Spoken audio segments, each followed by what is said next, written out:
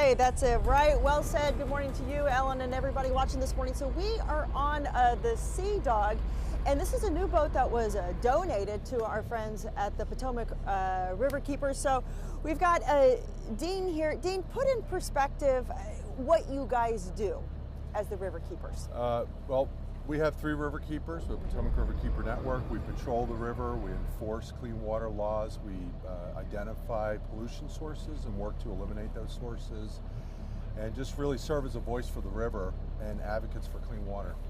And part of that definitely involves you guys are out in the water, you're patrolling the water. You guys just got a new donation, a big donation that we're actually floating on right now. Yeah. This is really a dream come true. I've been doing this work for 18 years, and I never would have guessed we'd get a boat of this size and this caliber and this good of quality donated to the organization. When you say size, this is what, over 40 feet. So we've got Captain Matt there, and Phil wave to the camera. That's right. So he's in charge this morning of, but this boat being this large, there's a lot of different things you guys are going to be able to put on this boat. They're going to be really useful. Yeah, so I mean, our goal, we're starting a water quality monitoring program with citizen volunteers this year. We're going to be putting a lab on this boat, and it's just going to help us get out and patrol the river more frequently, but work with volunteers to collect samples on a weekly basis and provide data to the public so they know whether the river's safe to swim and recreate or not. And those are things right now. We even have an app that we'll show you guys. See if I probably can't get it pulled up right now, but it's called Swim Guide. So we've got it right here, really simple app. How is this useful to people? Well, when we started looking at water quality monitoring data, it was just basically being put on spreadsheets and buried in a computer somewhere. The public had no access to it, and we felt very strongly that the public needed the information. So Swim Guide was created by Lake Ontario water keepers. There's over 2 million people that use it all over the world. So basically anywhere you go, you can download this app and find out if the water's safe to swim or not, or recreate, and based on the available water quality data. Really important information, guys, especially as we begin to approach the summer. I mean, it'll be here before you know it, so you just want to know what you're getting yourself into, literally in this case. But stick with us all morning long. We're going to be out here. We're going to be on the water. I want to show you more of what's inside this boat. You guys are going to love it. What a great resource for these guys. We're back with more right after this. Data, making it available to people so that they can make a decision whether or not they want to let their kids in the water, be on the paddle boards and whatnot. And a big part of being able to do what you guys do is having the resources. And this boat recently donated 40 foot, about 43 feet. So you've put plenty of space in here. You guys are going to put a lab on the inside. Yep, we're going to put a lab on the boat. We're going to start working with volunteers. We're going to bring samples to the lab on a weekly basis, and we're hoping to expand sites further downriver. Right now we have 9 sample sites in DC waters. Okay. We're working with partners. We'll have 21 sites overall, working with some of the partners in DC waters.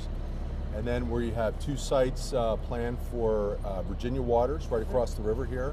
And then National Harbor has stepped up and agreed to sponsor a site here in Maryland waters. Awesome. And then plus also right here at National Harbor is where you guys are going to be keeping the boat. We're going to talk more about that and also get a look at the inside where the lab is actually going to go. We're back with more right after this.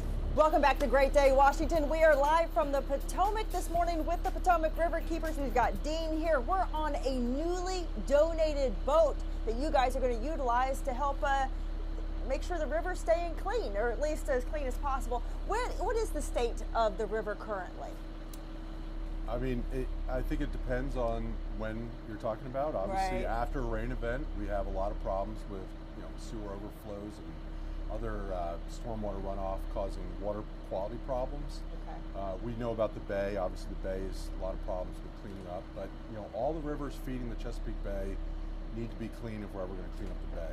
That's right. And you guys having a vessel of this size is going to be so beneficial.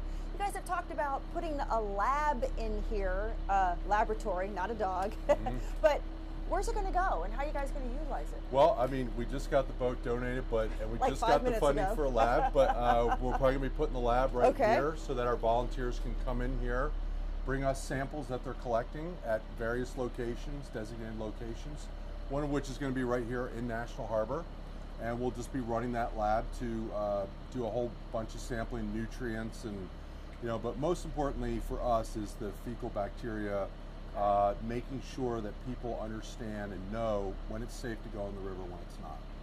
And you guys too, I mean, your focus isn't just this area, and this is a long river, this is a big river. So you guys try to cover as much ground as possible, or water in this case.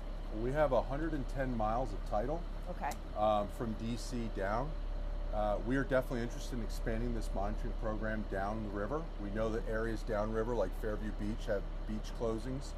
And so for us it's important that we use this boat as an opportunity to patrol the river, but also work with volunteers and communities that are interested in knowing if the Potomac or the tributary they're on is safe for fishing and swimming. And so that monitoring data is going to be critical to that.